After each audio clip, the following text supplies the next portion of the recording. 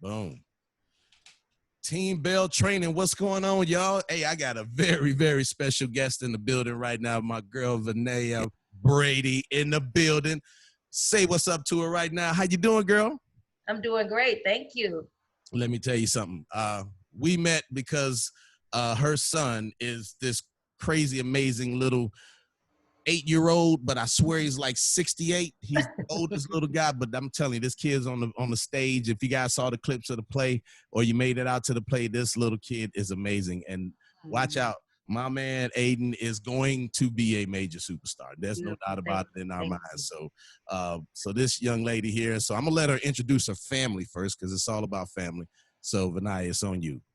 All right. So I'm Vanaya Brady. I am married to Yanel Brady, who is a physical therapist, and together we own a physical therapy practice, Brady Physical Therapy and Sports Rehab. Tell them where they can find it. It is located at 7951 Riviera Boulevard, Suite 104 in Miramar, Florida. I have a 12-year-old daughter and an 8-year-old son. My daughter's name is Paris, and my son is Aiden, who's 8. Outstanding. And speaking of Paris, I saw on your page that you have her integrated into your workouts. I saw her with the jump rope and getting all in. And then I saw another picture where your people was commenting like, why is she laying on the couch like she's not a part of the program? I thought that was the cutest little thing. So anyway, but that's the best part about, I think, your transformation, because as a family person, yes, it's tough to do it by yourself without the support of people that's around you. So I see the kids always jumping in videos, working out with you. What made you make the decision to change your body? I had to do it, and I knew that I had to do it, but I was in denial for a very long time. So let me rewind a bit. Back in 2015, I incidentally found a tumor on my pancreas, which resulted in me having to have half of my pancreas removed. And when I did that at the time, and I had the surgery, and the oncologist had told me, this doesn't mean that you will become diabetic. You just have to be conscious of what you eat. And so for a little bit, I was conscious of what I was eating, and the tumor had made me lose an excessive amount of weight. So I didn't know the reason why I was losing this weight was because there was this tumor basically eating everything up in my body. Right.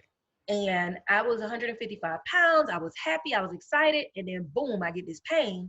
And now I have to have this surgery within 6 days of finding out that I have the tumor.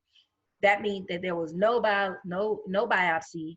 You just had to go, and the biopsy was going to be done post surgery. So anyways, went ahead, had the surgery, everything like that. And then slowly but surely, I just felt like I was regular and I was normal because I hadn't had diabetes before. And then I noticed things started changing around about 2018 when my mom passed away. Typically you're depressed, you're sad, all of that stuff. But I was extra depressed, extra tired, really moody, just wasn't feeling good. And my uncle took my blood sugar and it was like 475. And he said, you need to go to the ER. Go to the ER, they test me. Right now. Yeah, like right then. And I had to go. And they went ahead and they gave me metformin. Then I went to my PCP, and for a while she tried the metformin, but I still didn't adapt to the new behavior that I needed. And it got to a point where I just needed this insulin because I was in the ER like every week. Every week I was going to the ER to a point where the doctor told me, don't come back to this ER. You know what to do. You need to walk. You need to drink a lot of water. You need to get it together with your diet. But don't come back to the ER running up this bill because it's unnecessary. You know what you're doing, you know? And so fast forward to now, November, December, the numbers was just like 500, 600. Sometimes it didn't even register. I'm on insulin twice a day. I'm on metformin, 1,000 milligrams, 5 in the morning, 5 in the evening. And that's draining in and of itself. But the feelings, the neuropathy, the numbness, I can't see anymore. My vision was impaired. All of this was going on simultaneously.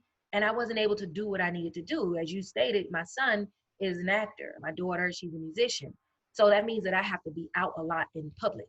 And I was tiring so fast, and I wasn't able to really keep up with what was going on, for them.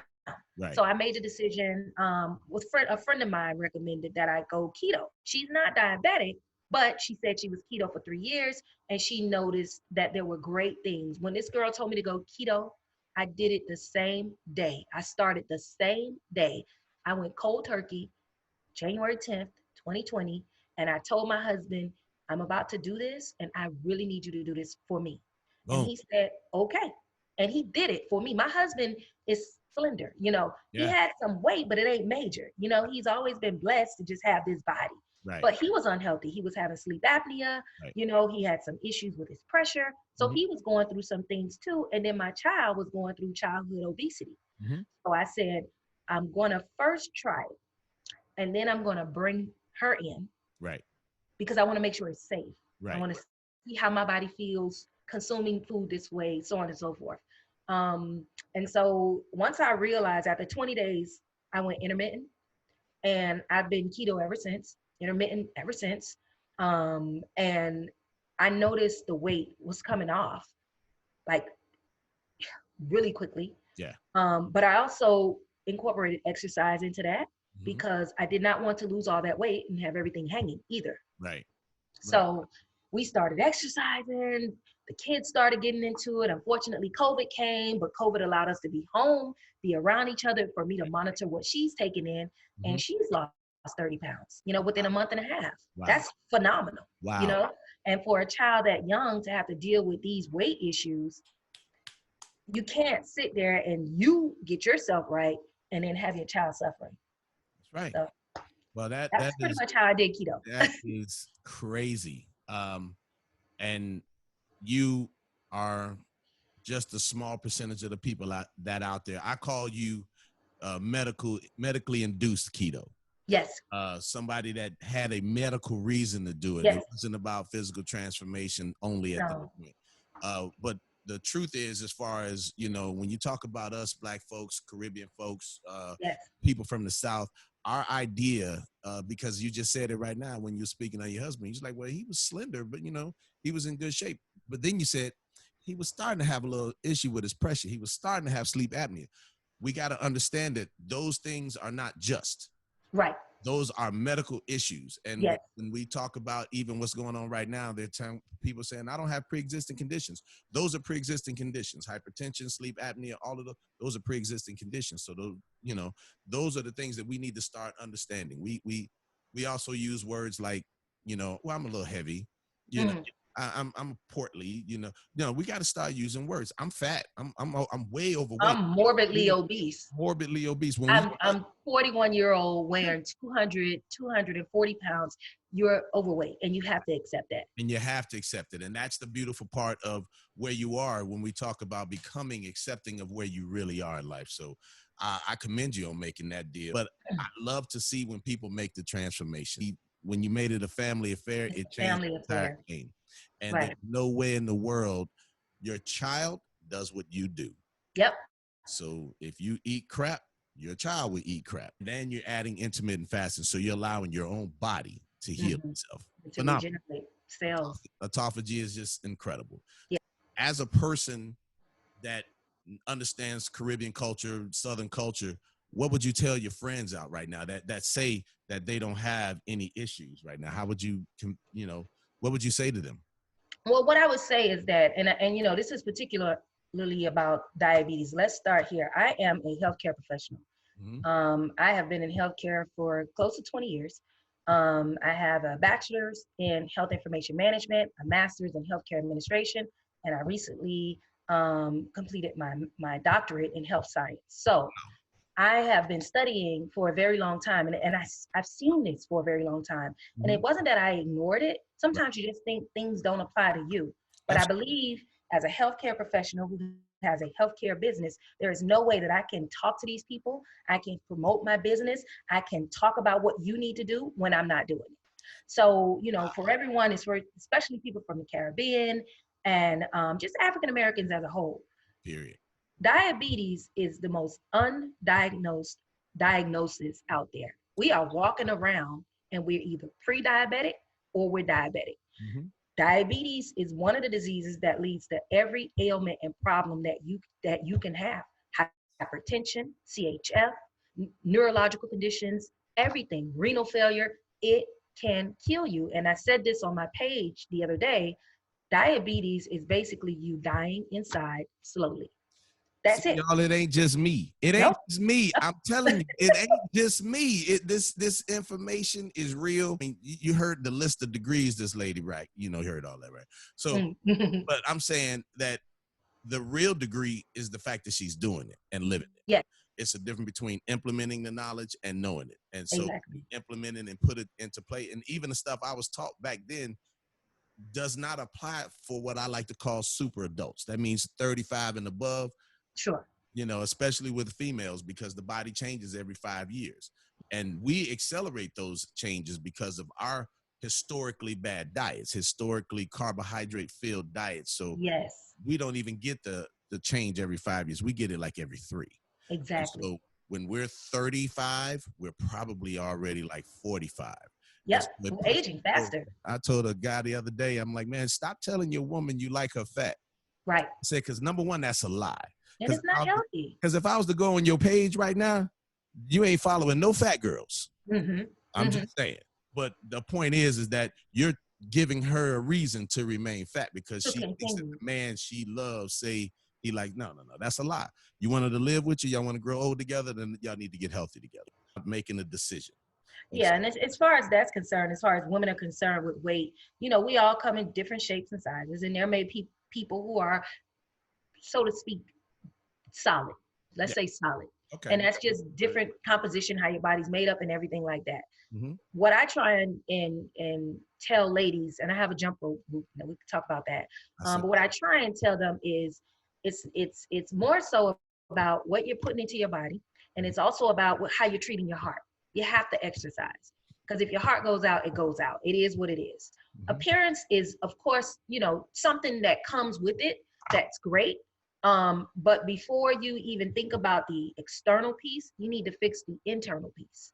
And so you have to change how you eat. You have to change how you treat yourself. Meaning, yes, it's aggravating to get up early in the morning and go exercise. It's aggravating to do 2 a days, but I do 2 a days. That's And right. I do it because in the morning, I'm shocking my body, and at night, I'm shocking my body. It's beautiful. I'm taking care of me all day. I love it. I see you got all of the jump rope stuff going on. Do you do any resistance training as well with that? Yes. So that jump rope group that I have, it consists of over 1,500 women. Mm-hmm. And in the group, although it says VB's jump rope challenge, the challenge is not us competing against one another. The Right. challenge is us competing with ourselves to do better. And then we use each other to motivate and encourage one another. Some level of activity into a challenge, a weekly challenge for them. In addition to that, I want you to also incorporate that into what you are already doing or what you want to begin to do. So they do weightlifting, they do backs, they do arms, they do legs, they do a myriad of things. And what we do is we share it with one another. I have women who may have jumped 25 times that one day. Right. Now they're at 1,000. They're at 1,000. And it's not because they were incapable of doing it before. It's right. because they kept saying they couldn't do it. Right. It's all doubt in their body and what it's capable of. It's mental. Got to make the decision. And Got to make the decision. The fact that you've made the decision and you got your family on board, your body's starting to change. Yes. Gail is screaming at you. Your clothes are saying, well, what the hell are we going to do? We can't fit no more. And that's a great problem to have. So I'm real proud of you. I'm really, really proud of you. And the energy that you get from getting off the medication, because the poisons you ingest make you feel like everything we do is about what we put in our mouth first, and then what we do with our body second. You can change your body. You can change your life. Yes. It's about health, then looks, but more performance. Tell the people how they can find you. So I am on Facebook as Vanaya Brady, Vanaya, Brady, Bredy. For you women out there that want to join the jump rope challenge, it's keto with VB. That's KETO WITH VEEBEE. It's on Facebook. I also have an Instagram page where you can follow my keto journey, and that is keto with VB, KETO WITH VEEBEE. God, that's long. Like it. Beautiful. Thank you so much. Thing, girl. I appreciate you coming on. Team Bell Training, Vanaya Brady. All right, y'all. Y'all take it easy. We're going to sign off. See y'all later. Peace.